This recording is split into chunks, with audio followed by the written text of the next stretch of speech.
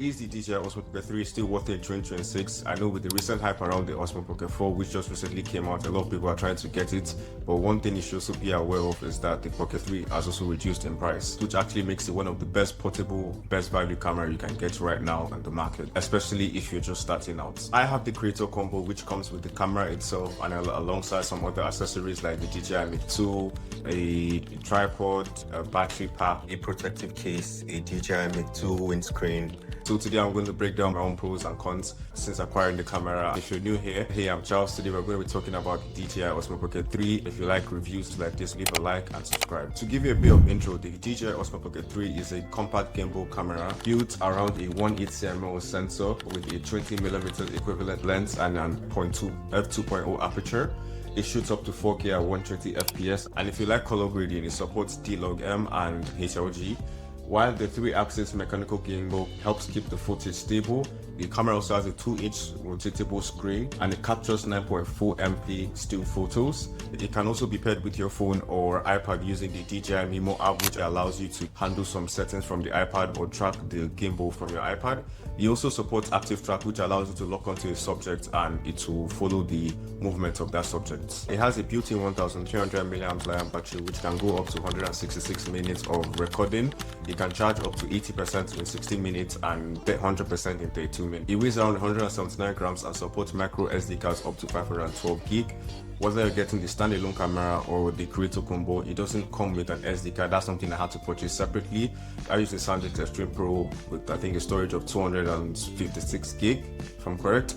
If you want to know the type of SD cards the DJI supports, everything can be found on their website. Moving into the things that I like about the camera, one of the biggest strengths of the Pocket 3 is how easy to carry around. It's not something you have to plan for. It's something that you can take with you and use whenever you need it. You see, if a camera is too big and you're just starting out, you may not feel comfortable carrying the camera outside your house, or you may just procrastinate and at the end of the day it just stays at your house, which makes the barrier to entry really high. With the Pocket 3, the barrier is much lower because it's something you can easily carry with you for a quick walk, a coffee shop visit, a trip into town, or even just everyday moments when you do not want to carry a whole setup around. For me personally, that simplicity makes me want to use the camera more often. Another reason why I like the Pocket 3 is because it makes filming easy. It is much less intimidating than having the full camera setup where you have to think about the lenses, think about your setting, then set up a whole rig. Like, it's just a lot of work. I'm currently filming on the Pocket 3. All I have to do is just pull out the camera, frame your shots, and you're good to go. For me personally, that makes me want to use the camera more because I don't have to think about anything before shooting. When I was starting out, I was looking for what camera setup I wanted. I wanted something that came with a camera alongside some other accessories like a microphone, a mini tripod or a tripod, and the DJI Creator Combo was a no-brainer for me. So you're not just buying the camera, you're getting a whole package that's designed to help you with your creator journey. The DJI Mic 2 is a big part of that because sound is one of those things people really quickly notice. So if it's weak or inconsistent, you may have the best visuals, but you may not hold your audience for a long period of time. The battery handle is useful because it extends your shooting time when you're on the go and gives you a more comfortable grip and extra shooting flexibility. The tripod is useful because it makes quick setups easier, whether you're filming on a desk or setting the camera down somewhere.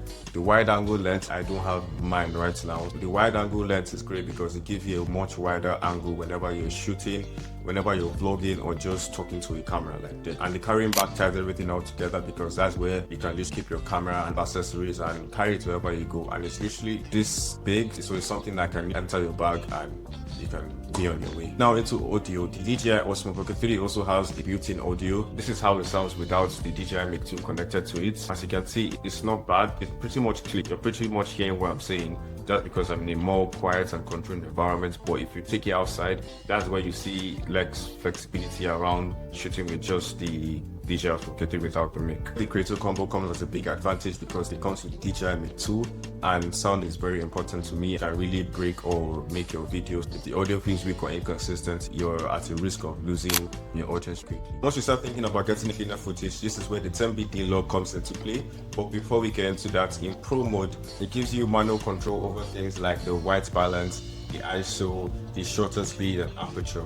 You're not just relying on the camera, you can dial in the look you want. The 10-bit D-Log gives you more flexibility, especially if you're someone who cares about color grading and wants your footage or video to look more refined and polished. Instead of being stuck with footage that already has a fixed look, you get more room to shape it, whether that's more cinematic or matching shots from different scenes. Okay, so I've been talking about things I like about the Osmo Pocket 3. It's time to tell you things that I don't like about it. And one thing that I think everybody will agree with me is that the gimbal design is so delicate. The whole camera is built around this moving mechanical system. So while it does take good footage, you have to treat it with more care. It's not that kind of device that you can just throw into your bag or use in rough conditions and expect it to still be the same. If you're someone that likes taking real shots or TikToks, the Osmo Pocket 3 starts to compromise because horizontally you're getting 4K resolution, but when you want to start shooting vertically, resolution drops to 3K. Although your footage is still good, don't get me wrong, it's just that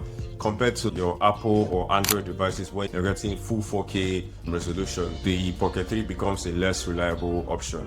And also when it comes to shooting naturally, you naturally pull out your phone and you can easily start pulling content rather than the Pocket 3 where you're flipping the touch screen and trying to get the whole angle right. Another thing I noticed is the zoom. When you're shooting in 4K, which is most of the time, you're limited to only 2x to zoom, but you can get up to 4x, but that's only if you reduce the resolution to 1080p, which kind of defeats the whole purpose. So the last thing worth mentioning before I give my verdict is the price. If you're just getting the standalone Osmo Pocket 3 without any accessories or anything, that's sitting around £309.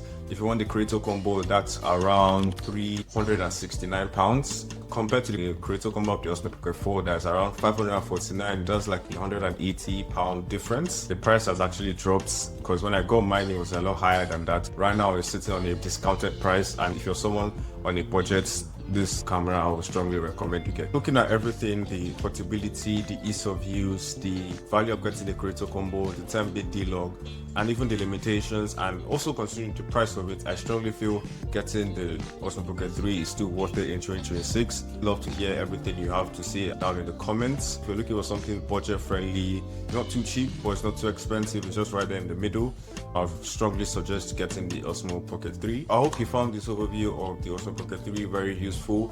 Let me know down in the comments what you think about the camera. Are you considering getting one? I would love to hear everything down in the comments. That's it for me today, so make sure you subscribe, make sure you like, and I'll catch you in the next one.